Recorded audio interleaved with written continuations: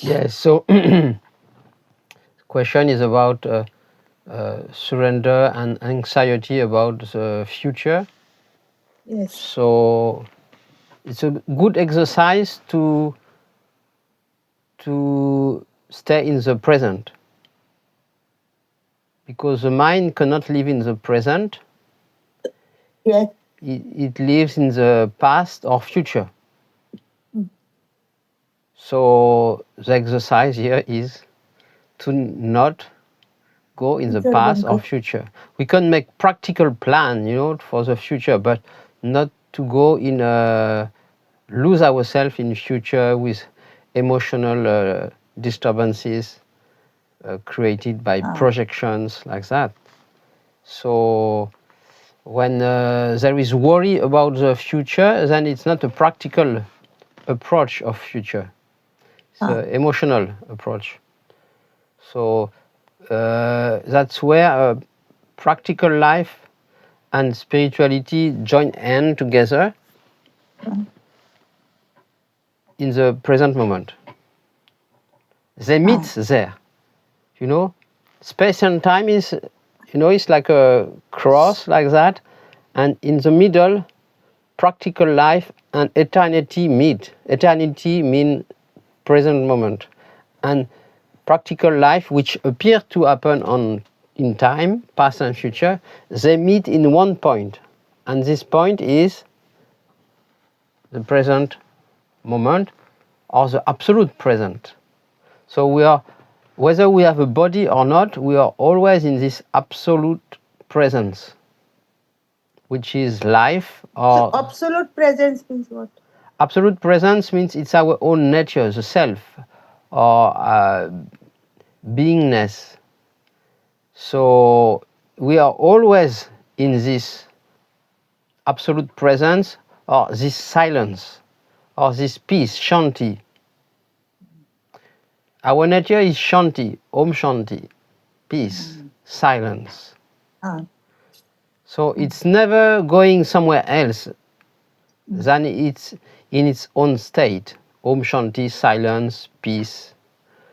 So, but mind, which is a creation, it's traveling in an apparent time and space, past, future. So we need to learn to stay behind this, like secretly we withdraw and watch the activities of the mind, activity of the world, activity of the body mind, the feeling, sensation, emotion. We are just observing from that middle point, crossing point of this absolute presence, which is not really a point, it's our natural state. So it's an intuitive knowing. It's not with the mind. Maybe there is some words which are going through the mind, but it's more intuitive knowledge. Something in us recognizes that.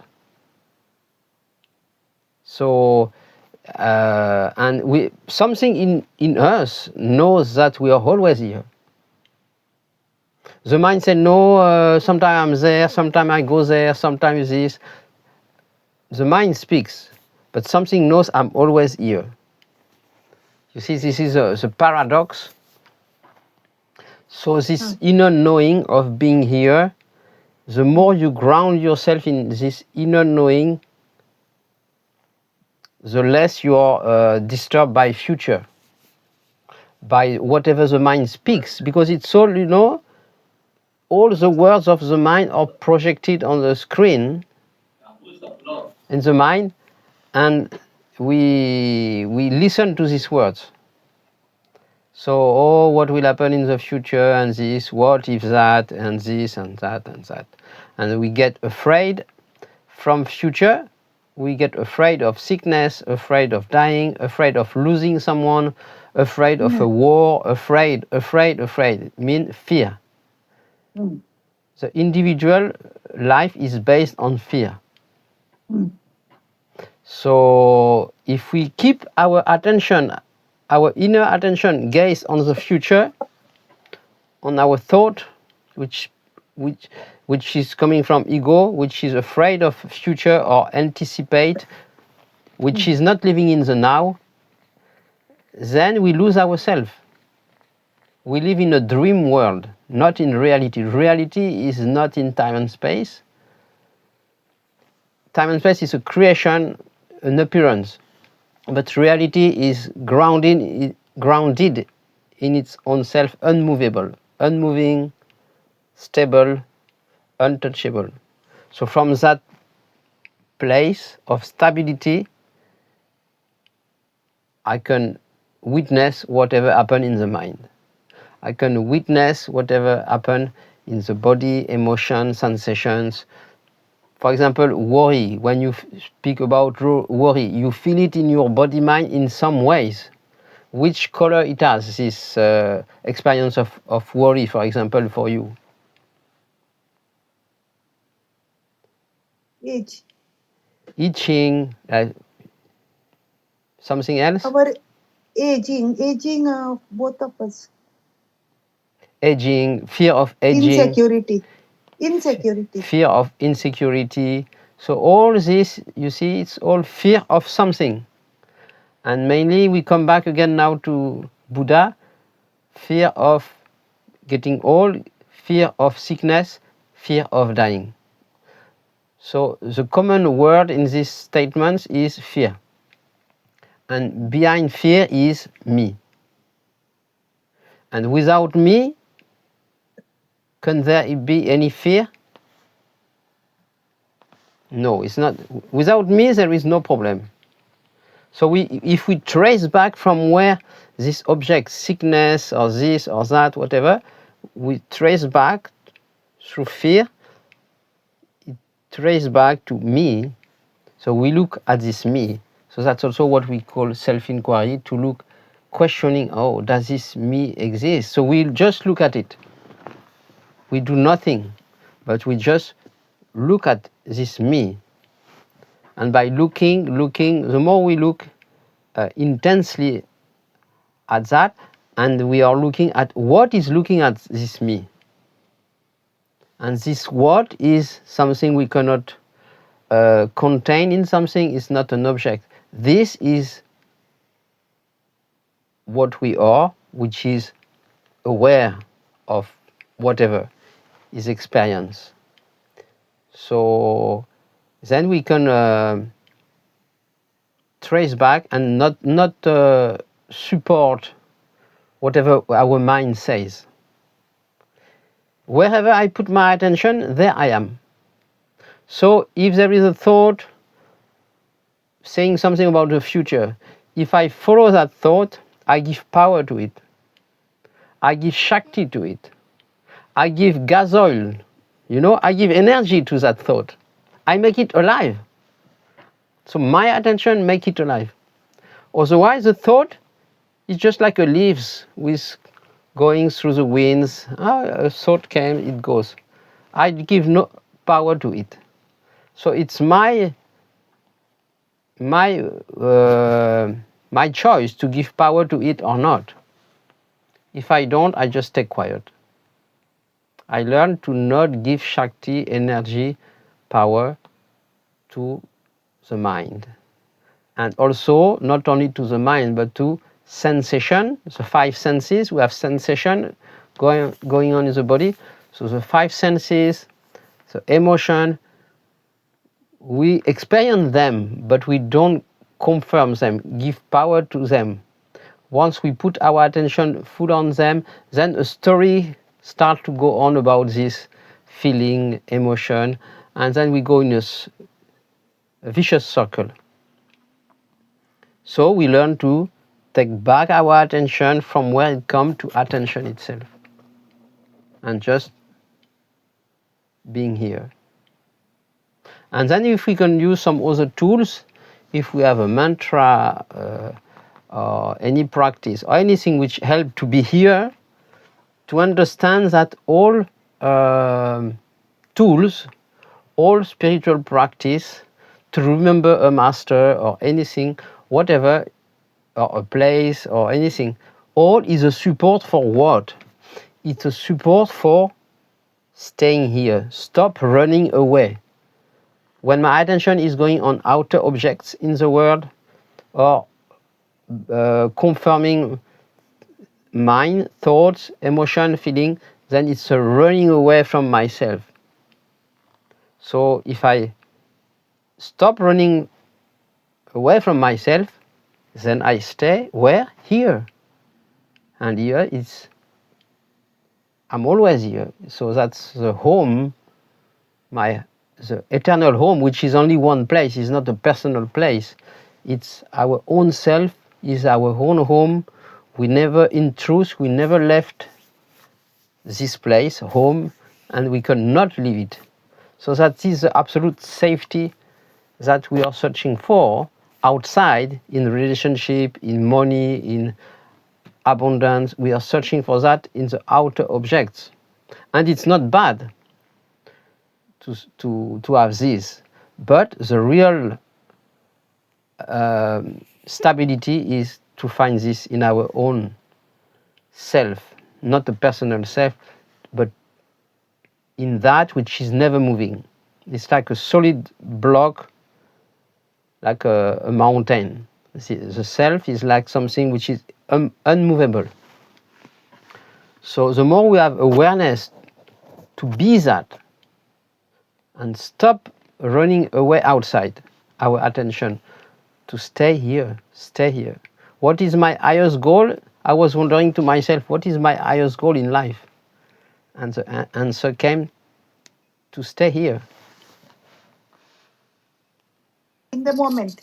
In the moment, if you call it, but it's a total moment. It's like to stay here is when attention stay in itself, in attention, then it is home. Because attention is consciousness. And consciousness is never moving. Consciousness is there whether there is a body or not. Consciousness is the life vibration, which is prior to any form and names. So to stay here is the highest goal we can have. The rest, whatever can support that, is welcome. But the highest is to learn to stay here and to realize I will never, to have this firm conviction inside, I will never move from here. Not as a physical body, but my true self. I never moved, I will never move, I am untouchable. To have this firm, unshakable conviction. So in this unshakable conviction, anything can be experienced. Fear, anxiety, despair, or good experiences also, but it's not affecting that, which is always here and stable. So I just want to be here always and stable, and let any experience come, good, bad, terrible, beautiful. It's not changing anything. And that is Sat Chit Ananda. My true nature is Sat Chit Ananda. Or whatever name, every tradition give different names, but the name is not really that. They said the Tao or this or that. So this, some in Advaita they call it that. Tattvamasi, you are that. But when you have a body pain, how you can be in Sachitananda? But you always, whether you have the body pain is there or not, your nature is not. It's a question coming from the mind right now, and the pain is always. Our natural state is always here because it's our own self. And sometimes there is pain, sometimes there is pleasure. So the more you learn in daily life to be here, to be aware, you can use whatever you like as a tool, practice. If you have your mantra or remember your guru or anything, you can use it But the main aim is to be here. And then if there is pain, I was, Namaste, Tanya. Nice to see you. Namaste, Farhan. Yes. How are you? Very good. You too? How are you, Nilima-ji? Good. So- Finished your graduation?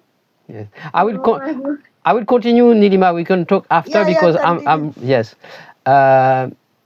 So about pain, I was something. You give her a brief summary of what we Yes. spoke. No. I will continue about that. The pain. Pain.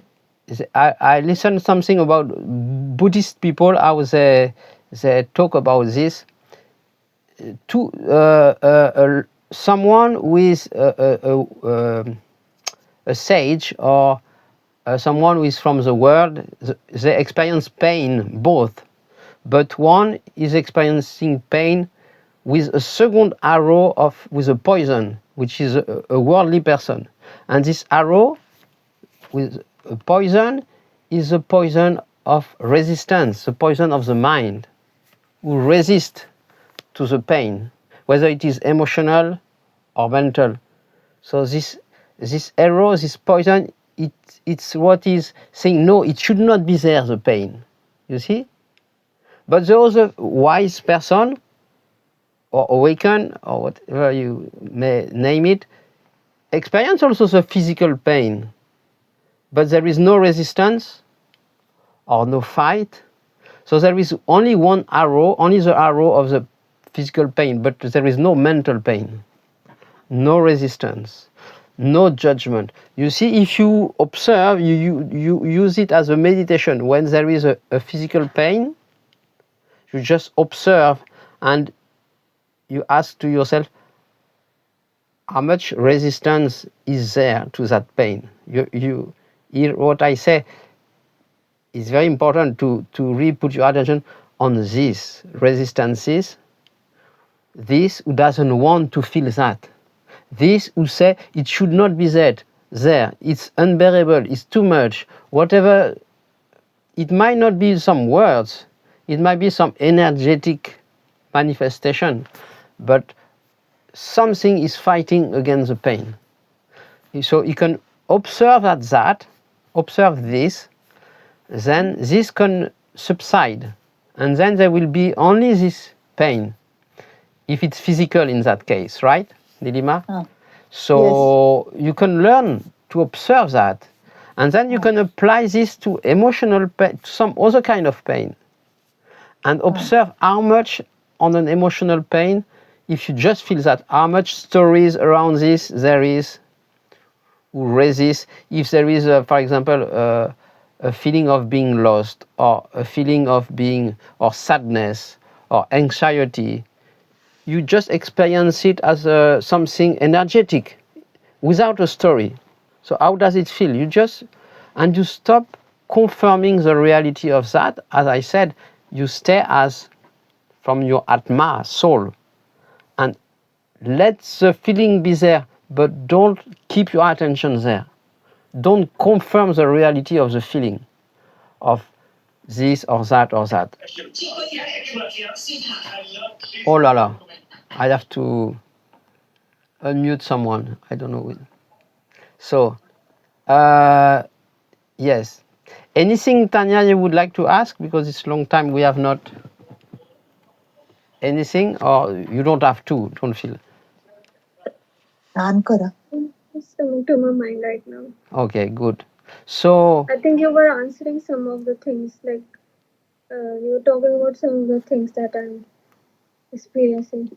yes, because everybody, I had a talk with someone just a few hours before, and it was the same subject. Someone was crying and going through. It's a tough time now. There is a lot of things happening in the world, and you are not the only one. So it's very normal, because it's a big shift, and things happen in the economical, political, and this, and the war, and that. So it's a great time to awaken from the dream also, because it's pushing us over our limits. So everything, every disturbances, we can take it as a chance to, like bells, you know, you use the world as if it is a temple. And every trigger sent by situations or people is touching something in you, right? And this, you use it as a way to be present to yourself. Instead of confirming the reality of the dream of the world outside, you just keep the strength of your soul to experience whatever is there without trying to manipulate or confirming. So it needs a subtle attention and presence for that. Otherwise, you lose yourself in that kind of energy, and it drags you, and you drown like in an ocean of sadness or depression or anger or anxiety and like that. So we have to be as simple as possible, and that's the nature of the self. Atman is very simple, very subtle. So if you want to find God or the self, we have to be as subtle, very subtle. And all the manifestation of energy, whatever it is, we need to be able to discriminate that as just energetic experience. And it cannot affect what I am, Atma. You know, like Buddha, when he was in the movie Little Buddha, very well done at the end. He's sitting closed eyes under the Buddha tree, and Mara could not succeed to disturb him. So now he sent thousands of soldiers with arrows of fire, and they send the arrow with fire, and when he keeps the eye closed, Buddha, under the tree, and when the thousands of arrows with fire arrive to him, they transform into roses. Why? Because he did not confirm the reality of the dream. If we confirm the reality of our sensation, feelings, emotion, then they become true. We give Shakti power to that.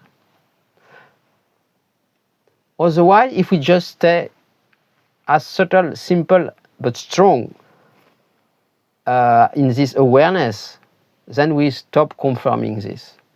Nothing happened to me. Nothing happened. So on the top of that, if you want to use any tools, anything, remember a master, a mantra, or anything, to understand, as long as we understand the real purpose of that is to stay here in our true self, Atma. Nothing to run away, nothing to fear. Our nature is fearlessness. So we should sit in our own Atma as fearlessness and be able to realize that nothing can touch you. Not the body. The body mind can be burned, can be affected. But Atma, what we are, nothing can touch that. We should gain that total confidence of that, what we are. That's the only way to realize. Because when we are free, that is always free. As a human being, we go through ups and downs, and we depend on the attitude of outer objects, of the world, of our own inner condition, and so on. So we are always depending on something. But there is only one thing which is not depending on anything, that is Atma, our true nature. So this we can stay tuned with that which is always here. It's always available. It's like this is always this silence, because this we describe sometimes as peace, silence, Om Shanti, or any name from any tradition. That is our own nature. So we stabilize in that, and anything is welcome. Nothing can affect that. So we need to gain that confidence in our own true nature. Choose. Yes. So anything Someone want to share or ask? I'm happy to see a little bit of our small family today. Once. Yes. Anything? Otherwise, if there is nothing, we can make a little meditation also together, as you like. Yes. Oh, sorry.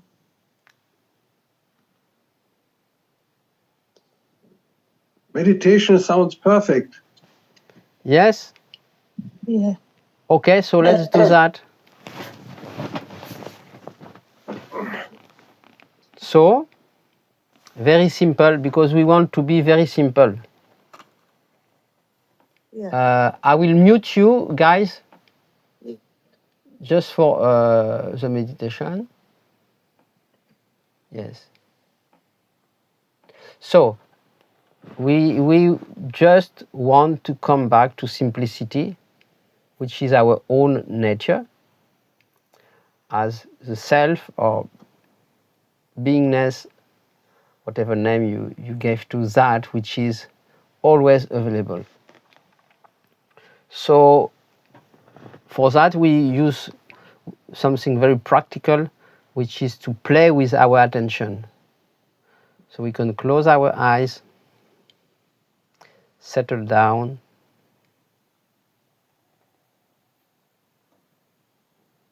and listen to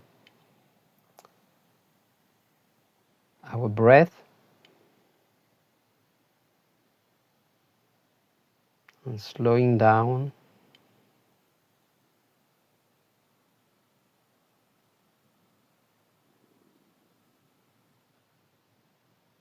slowing down.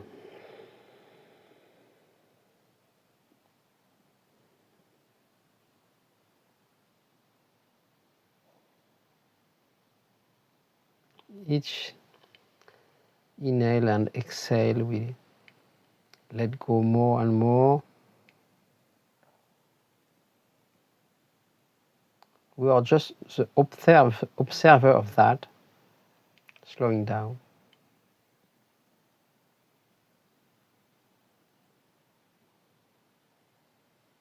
So we have already brought back attention from the outer objects, from the world, from our thoughts, to the breath. We use attention to come back to one object only for now. It can be something else, a mantra or inner sound or anything. But now we have chosen, if you follow that, the breath. The purpose is to bring all attention in one place, in one object.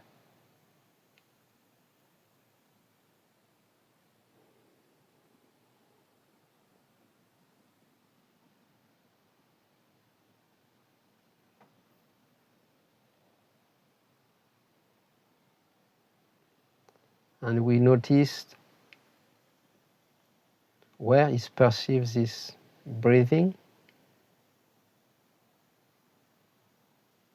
in space.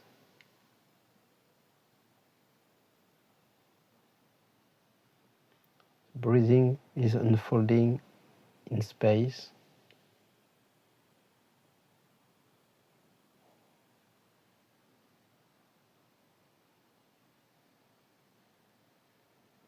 And this space is like invisible, but always present.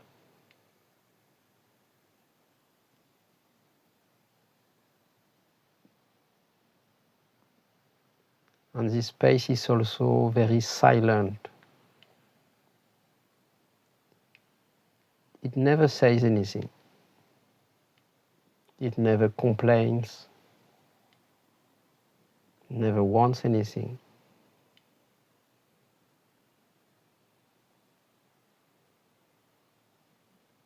Just enjoying its own peace. Whatever happens outside, inside, This space is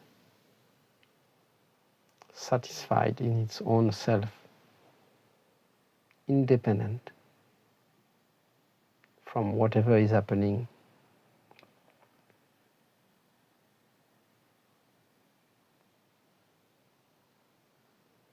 And silence is listening to silence. It's very simple and very subtle.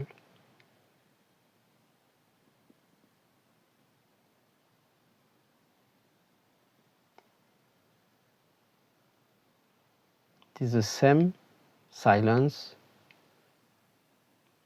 in deep sleep, which we like so much. This same silence is also there during the day, during action in life. Whether the mind is speaking or not, this silence is secretly always present, unnoticed.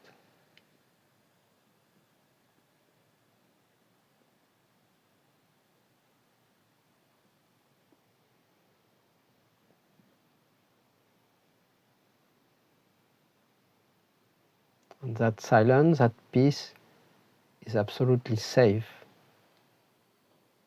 Nothing can touch it.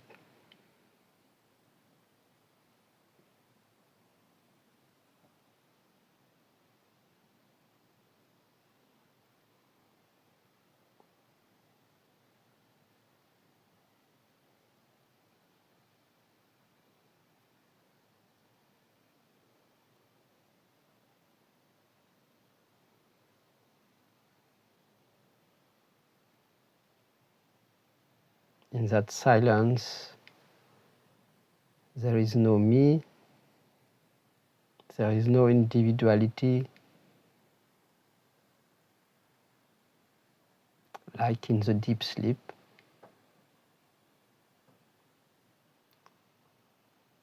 Only simple joy and peace.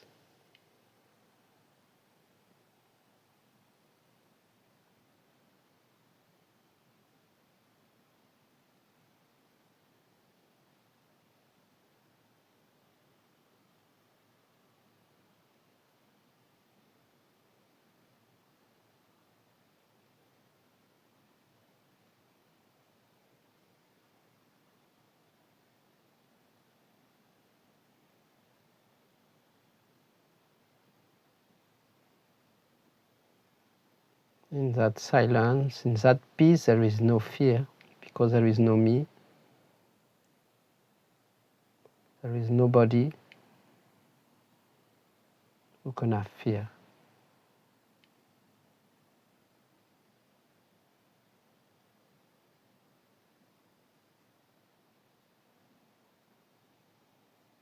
And that space, that silence is welcoming everything unconditionally, without any judgment, without any preference. Everything is welcome.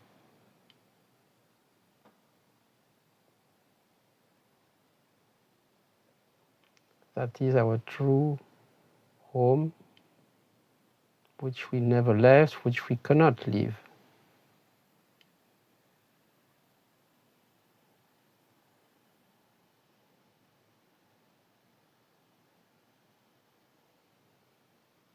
The rest is coming and going, but that, what I am, is absolutely stable, unmovable.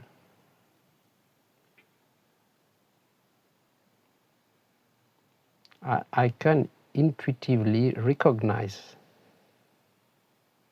that it's my own true nature.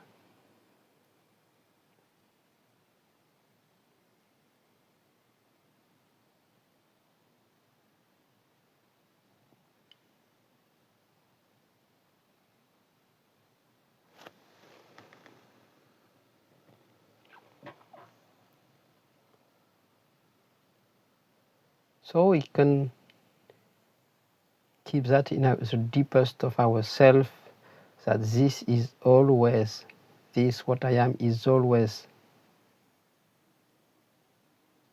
whether in action, in the daily life, when there is disturbances or not, this is undisturbable. So the more the awareness of being is growing, the more life will be unfolding in a smooth way. Life will move by itself. And I just stand in my true peace, where there is no fear.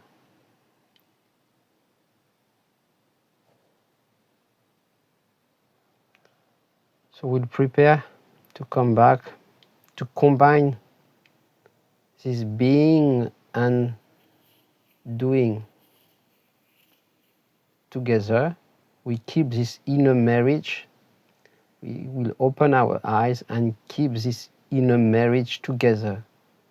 Keep this awareness of silence, pure silence, and let the body-mind open its eyes, talk, listen. So this is what it's about, to integrate spirituality in daily life, where there is no separation between being and doing. So welcome back.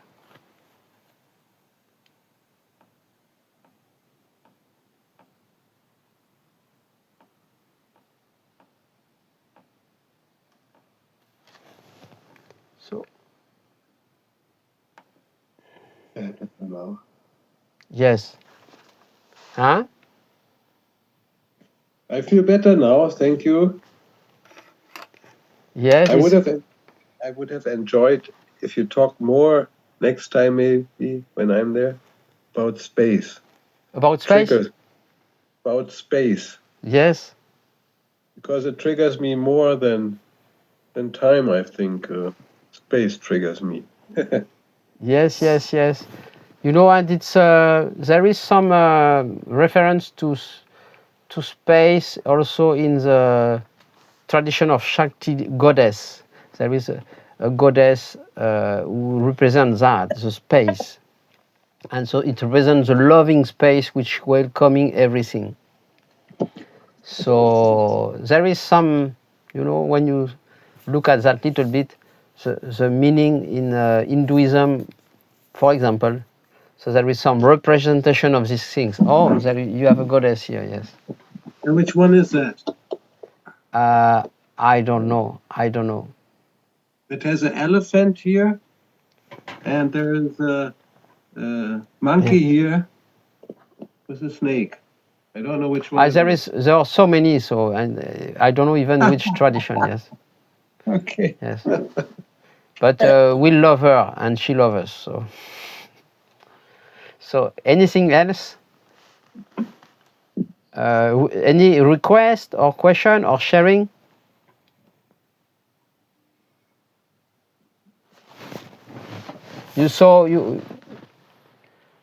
I insist a little bit on that because usually we go on the mountain, we want to escape the world because it's so terrible, and then we go back to the world, but we don't want to be here, you know, and we have this schizophrenia. I go in the world, but I'm thinking about being in my cave, or I go in my cave and I don't want to go. So we have this conflict. But then we need to learn to marry them. That is love. The love is not something we can experience love through relationship, but the real love is this inner relationship between being and doing, between this my inner cave, this inner peace which is always here, and activity in life. So to learn to integrate that is the inner marriage, which is love.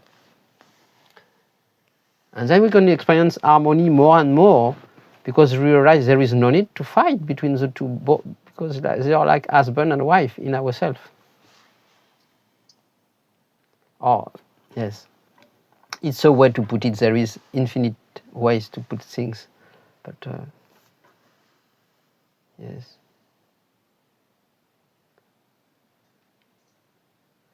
So,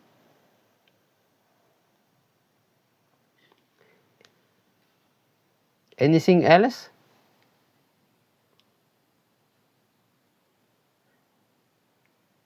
There is no problem?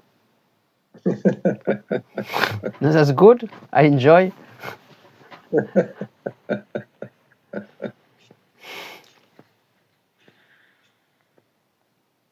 It means that if there is no question, it means the mind might be more quiet or might be more in peace. I do have questions, but I would like to talk to you privately. Ah, yes. So we can do that later, yes. Nice to see you all again. Very nice. I'm happy to see you. Yes. So I will try to keep it. I will keep it regularly on Mondays for now and see if it can work, because it's not easy to gather people from different countries around the world. But we'll see. Yes, maybe we need to make some little change about the timing. Who knows? Wilma is tired. Yes, she's little sick. Yes. Oh, okay. Mm-hmm. Understand. So I have nothing else specific to say. So nothing is coming now. So either you have something to say yourself or not, or to suggest. You want to suggest something about next meeting, a topic, or to change something about the timing, practical things also. Welcome. Frank, are you gonna record? Will there be a recording of this? Yes, it is recording right now. It will be posted, yes. But all recording, we don't see your face, only your voice. So don't worry. Next time he said, no, security. Hans said security topic. No? No, We'll talk. No. Some topic you wanted, no, Hans, next time? I said space. Security. Space. So when we do meditate, space, feel the space. No, space. Yes. Space. So you can say something about that now. We have some time left. Why? Okay, in which way it is triggering you or disturbing you, or what is the matter with space? No. It's positive. It was positive for me, fully positive, because I was sitting there and breathing. And when you inhale and outhale, then you can feel that your body is taking space more and less. You're kind of getting bigger when you're inhaling and smaller when you are taking the air out of you.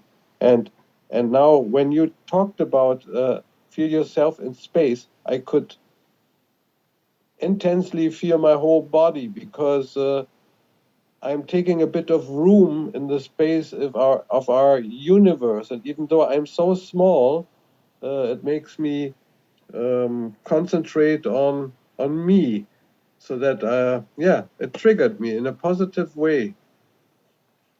Yeah, so you can also try some practice with breathing, to feel the breathing outside of you and to expand in space. You can play with these things. Mm-hmm. And but the idea, what is most interesting, is to use this notion of space as welcoming everything. So you shift from individual consciousness to space consciousness, with welcoming everything, including this actor, this character. So I disidentify from the character, and as space, I take everything as it is. You see? So it's not an identified I, but it is now a space who welcome everything. So I learned to live life from this witness consciousness as space, who is also has no judgment on what is going on in the mind, emotions, or other characters, this character, the world. This space, seen as consciousness, experience as consciousness, has no judgment on anything. It's absolutely neutral. And that is Om Shanti, or peace. You see, that's how you can use this notion of peace in that direction. Yeah. And then you talked about the marriage between Being and doing. being and doing, where being is the God part of you, and doing is the how would you call it, the manifested. It's also, for me, everything is God or consciousness, but one is not manifested, no time, no space, beingness, and when it manifests in time and space. So when we identify with the body mind, we tend to be only in time and space, and we lose awareness of beingness, which is not in time and space. But when we go back to deep sleep, for example, or deep peace, we tend to be more in this beingness, Atma. So when we are in daily life, we have something in us which doesn't like to be really lost in action, because something wants to be in peace, right? And so we have these two parts which seems to be in opposition, but we need to learn to make peace between these two parts in us, and to be aware of being within action, within daily life. And the more awareness of that beingness which is not disturbed by anything, then we can approach life from this perspective. Then there is no conflict. You see? So that's, otherwise we shift from one to the next. I am an identified person, and then I'm craving to go back to my deep sleep state, my peace. But then I come out of the deep sleep and, I want to live life. I want to experience life again. I wake up and then I go back to that. So I shift. So, but to realize that this peace is always here, whether in deep sleep, whether in the waking state or dream state, it's our nature. So we can marry eternally between the two part of us. We can say the soul, Atma, or the body-mind manifested. Yes. So, but especially when you anchor more yourself in being, then there is no need to control life, because you realize that your real identity is being, not a me identified with the body-mind. The more you're aware of being, then life is free to unfold as she likes. You don't need to control life. You don't need to fear life. Yeah. The more you're aware of being. If you are not, you're only this small ant in the world, then you are in fear, and in fear to lose yourself, to die, to be sick, and to lose others, and so on. Be afraid to not succeed in the world. Be afraid. Fear is I. And behind I is what I am. Stability, security in being, yes. Believing in that things will happen in a way which are good for me. Good or bad, for being, there is no good and bad, so it doesn't matter. Good and bad, you have to use a filter which is called mind. Yeah, but for being, there is no good and bad. So it's all good. There is only good for being, for Atman. So that's very different, you know. It's like, imagine you see I have these glasses. If I have not my glasses, I see the world. There is no good and bad. It's all neutral. and I put the glasses of my mind and I see good and bad. Oh, I have to discriminate. What is good, what is bad? It's like a clothes, it's like a pair of glasses, the mind. And then we see, now we are caught up in this dream of bad and good. That's when we have left our paradise. The paradise is to have no glasses, to not look through the mind. But when we take a body, a causal mind, a causal body, and other bodies, then we have to see the world through separation and sensation and emotion and so on. And then it feels, oh my God, what a nightmare. Sometimes it's good, sometimes it's a nightmare. Let's take out our glasses, naked in the paradise of Atman. So, yes, we might stop before anything to share before we stop. Yes. So, thank you to be with you. Wish you a good night, a good morning, or whatever it is, afternoon. Yes. Namaste, namaste. Oh.